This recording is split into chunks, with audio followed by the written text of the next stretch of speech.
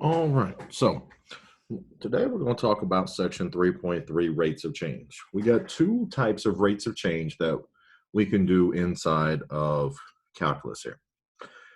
The first one we're going to talk about is called the average rate of change, or ARC. Excuse me. The average rate of change for a function f of x as x changes from a to b is given by f of b minus f of a divided by b minus a. So for example, average speed means slope. So that's kind of what we're kind of talking about here, is that f of b and f of a are just y values. So the change in two y values divided by the change in their corresponding x's gives us change in y over change in x. In other words, this is really change in y over change in x, which is just slope. We'll eventually see exactly more detail what that means. So we've got some functions here. So the first one, find the average rate of change for y equals 2x squared minus x between x equals 1 and x equals 2. So in this case, 1 is equal to a and 2 is equal to b. So this tells us here that we have f of 2 minus f of 1 divided by 2 minus 1. Our function is 2x squared minus x.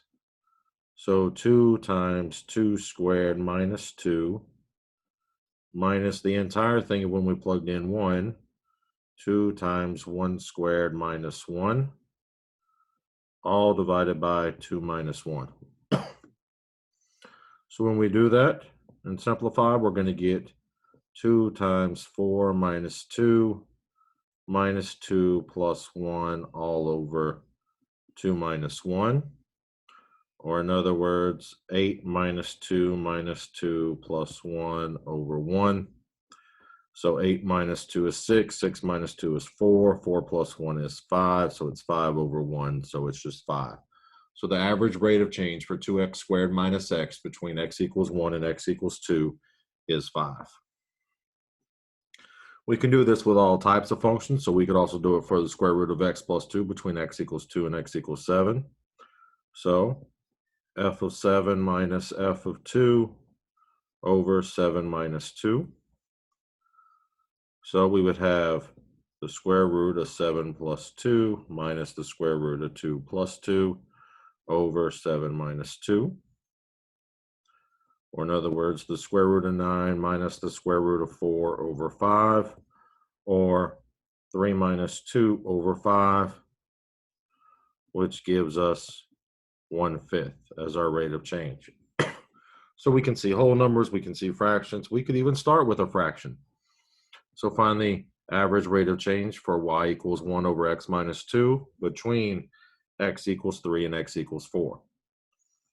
So f of 4 minus f of 3 over 4 minus 3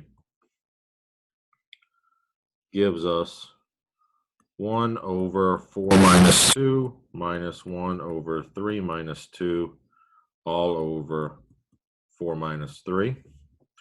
So we end up with 1/2 minus 1 over 1, which gives us negative 1/2. We can have positive numbers. It doesn't matter whether they're positive and negative, as long as they are true values. Now, the next type of functions that we can find, or rates of change, are our instantaneous rate of change. So the instantaneous rate of change for a function f of x, excuse me, when x is equal to a, is given by the limit as h goes to 0 of f of a plus h minus f of a all divided by h.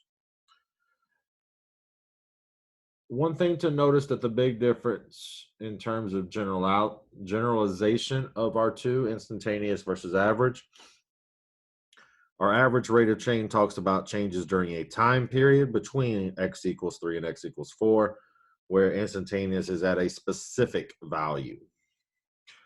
So we're told, find the instantaneous rate of change for f of x equals x squared plus 2x at x equals 1. So if we follow our formula here, Limit as h goes to 0 of f of a plus h minus f of a, all divided by h. We would have the limit as h goes to 0. Let me rewrite that. Of f of a plus h. So that's a plus h all squared plus 2 times a plus h minus our f of a. So that's going to be minus a squared minus 2a all divided by h. I like to keep mine in the generic form up here and then worry about this x equals 1 at the very end. So this is the limit as h goes to 0. Folding out that first piece, you get a squared plus 2ah plus h squared. Then distributing plus 2a plus 2h. Then you get minus a squared minus 2a all over h. So just like when we did in college algebra, pre-calculus, whatever, when we did the difference quotient, it's the same exact thing here. So this is the limit as h goes to 0. If we simplify our numerator, the a squareds cancel. The 2a and minus 2a cancel, so we're left with 2ah plus h squared plus 2h all over h. Everything has an h in it, so we can simplify to the limit as h goes to 0 of 2a plus h plus 2. Oops. At this step, we're going to let h equal 0 by our limit. So we're going to get 2a plus 2. Now, that is if we didn't have an a value. But way back over here, they gave us that x equals 1. So in other words, let a equal 1 now. So 2 times 1 plus 2 gives us 4 as our final answer. So be sure that we plug in that value for a at the very end. So the next one we could have is 1 plus t squared at t equals 2. Doesn't matter the variable. We can change it anytime we want to. So the limit as h goes to 0 of 1 plus a plus h all squared minus 1 minus t squared, or sorry, not t, minus a squared all over h. So this is the limit as h goes to 0 of 1 plus a squared plus 2ah plus h squared minus 1 minus a squared all over h. At this point, we can cancel out our a squareds, cancel out the 1s. So this is the limit as h goes to 0 of 2ah plus h squared all over h, which is equal to the limit as h goes to 0 of 2a plus h.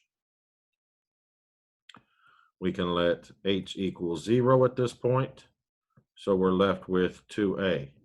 Now in this case here, our a value was 2. So in this case, let t equals 2, or actually not t, we're going to let a equal 2. So 2 times 2 gives us 4 as our final answer. That's the instantaneous rate of change for f of t equals 1 plus t squared at t equal 2.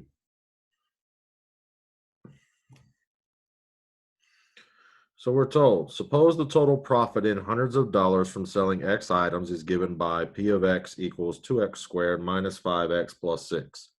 Find the marginal profit at X equals 2.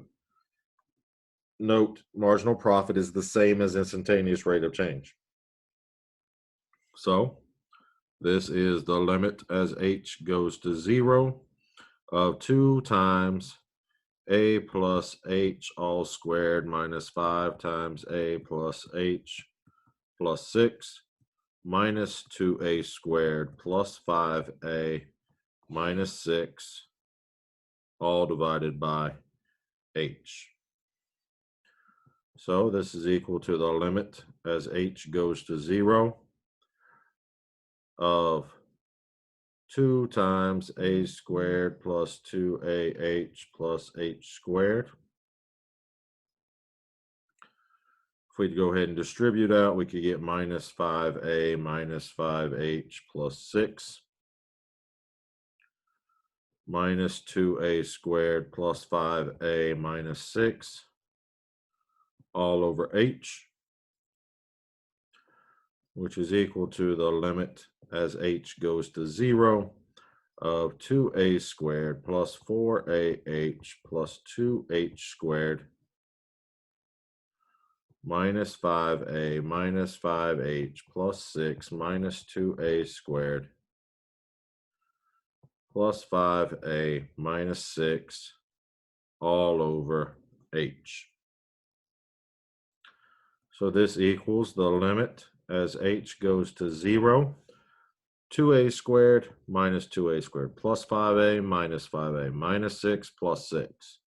So we're left with 4ah plus 2h squared minus 5h all over h.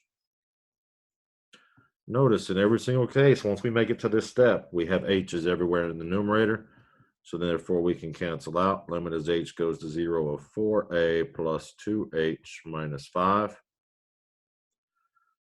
Let h equal 0 at this case, at this point. So therefore we have 4a minus 5. We need to let a equal 2 in this case.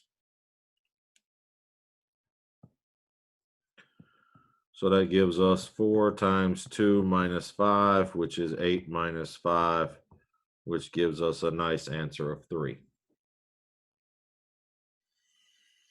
So sometimes these might be a little long, but it's still the same exact process over and over again.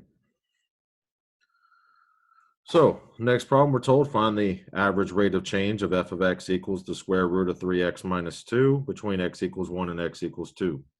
So this is f of 2 minus f of 1 over 2 minus 1. So this is the square root of 3 times 2 minus 2 minus the square root of 3 times 1 minus 2 all over 2 minus 1, which is equal to the square root of 6 minus 2 minus the square root of 3 minus 2 over 1. So we get the square root of 4 minus the square root of 1 all over 1, or 2 minus 1, which is 1 for our average rate of change. We can do the exact same thing for the next problem to be able to get to finding the average rate of change for this one. So in this case, it's going to be f of 4 minus f of 2 all over 4 minus 2. So negative 5 divided by 2 times 4 minus 3 plus 5 over 2 times 2 minus 3 all divided by 4 minus 2.